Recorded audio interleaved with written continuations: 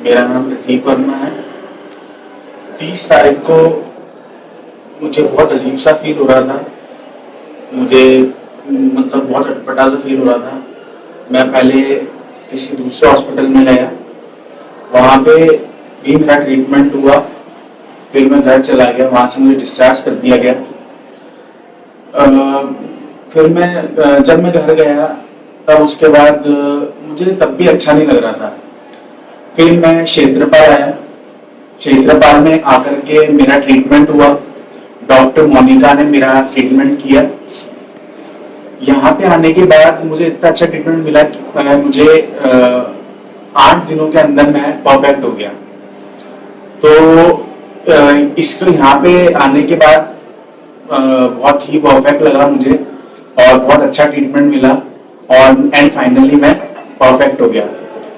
और एंड मैं यही कहना चाहूँगा कि एक नॉर्मल से सिर दर्द को नॉर्मल नहीं लेना चाहिए, क्योंकि यहाँ पे 26 तारीख से वैसे मुझे सिर दर्द हो रहा था एंड उसके बाद यहाँ पे आने के बाद मुझे ट्रीटमेंट दिया गया एंड मुझे फिट्स भी आए एंड मुझे मतलब मेरी बॉडी भी सुन पड़ गई थी एंड देन उसके बाद मेरा यहाँ पे ट्रीटमेंट हुआ एंड एट लास्ट मैं ठीक हो गया।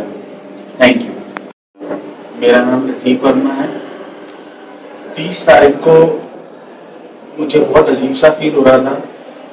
मुझे मतलब बहुत अटपटा सा फील हो रहा था। मैं पहले किसी दूसरे हॉस्पिटल में गया, वहाँ पे भी मेरा ट्रीटमेंट हुआ। फिर मैं घर चला गया, वहाँ से मुझे डिस्चार्ज कर दिया गया। फिर जब मैं घर गया तब उसके बाद मुझे तब भी अच्छा नहीं लग रहा था। फिर मैं क्षेत्रपाल आया। क्षेत्रपाल में आकर के मेरा ट्रीटमेंट हुआ। डॉक्टर मोनिका ने मेरा ट्रीटमेंट किया। मैं डॉक्टर मोनिका सचान, मैं यहाँ पर न्यूरो फिजिशियन के पद पर 5 साल से कार्यरत हूँ। मैं आज आपको एक केस के बारे में बताना चाहती हूँ। ये पेशेंट हमारे पास आए थे, इनको 3 से 4 दिन से सर में दर्द हो रहा था, जिसके लिए ये नॉर्मल मेडिकल स्टोर से दवा लेके खा रहे थे। फिर ये चौथे दिन जब हमारे पास में आए तो बिल्कुल एक्यूट कन्फ्यूजनल स्टेट में थे, मतलब एबनॉर्मल बिहेवियर करके हमारे पास में एडमिट हुए। जब हमने इनका पूरा वर्कअप किया, during the course of hospital admission इनको सीजर्स मतलब फिट्स भी आ गए थे और ये कम्प्लीटली बेहोश हो गए। जब हमने इनका स्कैन कराया तो इनके स्कैन में एक CVT होता है, एक तरीके का स्ट्रोक, जो कि 1% ही पाया जाता है। CVT का मतलब होता है सेरिब्रल वीनस साइनस थ्रोम्बोसिस। तो इनको CVT नाम की ये बीमारी पाई गई। इस केस के माध्यम से मैं आम जनता को 2 संदेश देना चाहती हूँ। पहला कि जो एक नॉर्मल सर दर्द होता है उसको आप अनदेखा ना करें। अगर आपको तेज सर में दर्द है तो उसके लिए आपको डॉक्टर से परामर्श लेनी चाहिए, क्योंकि सर दर्द जो है वो हर सर दर्द माइग्रेन नहीं होता। ज़्यादातर पेशेंट समझते हैं मुझे तो माइग्रेन हो गया, एक गोली खाई और ठीक हो गया। कुछ सर दर्द ऐसे होते हैं जिसमें आपको डॉक्टर से परामर्श जरूर लेनी चाहिए।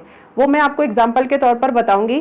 जैसे ऐसा सर दर्द जो आपको जीवन में पहली बार हो, बहुत तेज हो, जिसको बोलते हैं थंडर क्लैप हेडेक।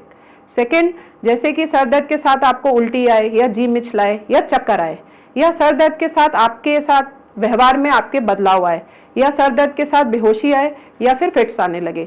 तो ये सारी जो हेडेक मैंने आपको बताए, these are called emergency headache. इसमें आपको तुरंत ट्रीटमेंट की आवश्यकता होती है।